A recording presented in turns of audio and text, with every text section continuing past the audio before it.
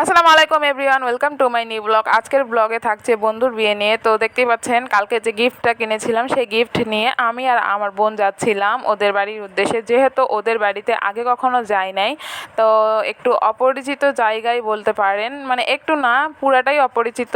যাচ্ছিলাম আমরা প্রথমে আমার বন্ধুর থেকে শুনে নিয়েছিলাম কিভাবে যেতে হবে, তো ওইভাবে আমরা যাচ্ছিলাম। তো প্রথমে আমাদের বাড়ি থেকে একটা ভ্যানে করে একটা বাজারে আসতে হবে, আর সেই বাজারে এখান থেকে সিএনজি নিতে হবে। দেখতেই পাচ্ছেন আমরা সিএনজিতে করে যাচ্ছিলাম।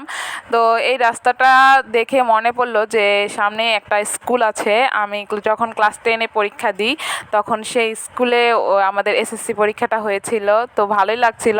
পরে আমরা সেই রাস্তাতে যাচ্ছিলাম আর আমি আমার বোনকে বলছিলাম যে তোদেরও এই এসএসসি পরীক্ষা এই স্কুলেই হবে। এটা কিন্তু আমাদের পুরা থানার সবচেয়ে বিখ্যাত একটা স্কুল বলতে পারেন, মানে খুবই ফেমাস, আর স্কুলটার রেজাল্টটা অনেক ভালো হয়।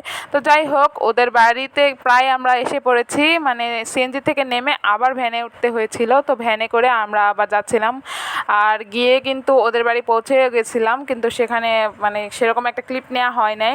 সবার সাথে অনেক অনেক গল্প করেছি, মানে সবাই অনেক মিশুক মাশাল্লাহ, আর আমাদের ভাবি তো কি বলবো, উনি আরও মাশাল্লাহ। তো যাই হোক, সব কিছু করে এখানে ভাবিকে সাজানো হচ্ছিল আর আমরা সবাই মিলে সেটা দেখছিলাম।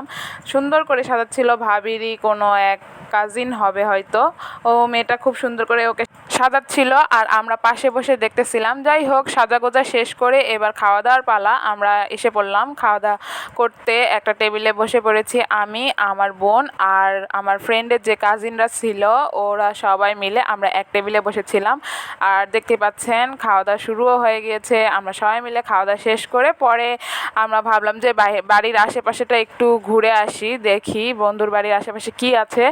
তো আমরা সবাই মিলে এভাবে ঘুরতেছিলাম। তো দেখলাম যে বন্ধুর বাড়ির সামনেই একটা মসজিদ আর অনেক বড় নাকি একটা দিঘি আছে শুনলাম। তো সেই দিঘিতে যাওয়ার জন্য সবাই রেডি হচ্ছিলাম। আর এই যে দেখতে পাচ্ছেন এটা কিন্তু আমার বন্ধুর বাড়ি, মাটির দোতলা, ওদের বাড়িটাও আমাদের বাড়ির মতোই। যাই হোক, এবার আমরা যাচ্ছিলাম হচ্ছে দিঘির উদ্দেশ্যে। এই মসজিদের পিছনেই মনে হয় দিঘিটা।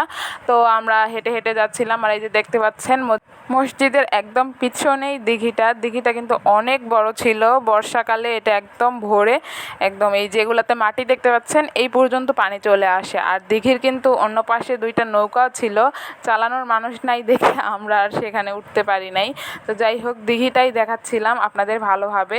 তো এদিকে সব কিছু শেষ করে আমি একটু বিশ্রাম নিচ্ছিলাম বাড়িতে এসে। এরপরে আবার বর বউকে একসাথে বসানো হয়েছিল, আর দেখতেই পাচ্ছেন মাশাল্লাহ কত সুন্দর লাগছে। সবাই দোয়া করবেন ওদের জন্য, সারা জীবন যেন খুব সুখী থাকে আমার বন্ধু আর তার বউ। এটাই ছিল আজকের ব্লগ বন্ধুরা, কেমন লাগলো অবশ্যই জানাবেন। আল্লাহ হাফেজ বন্ধুরা।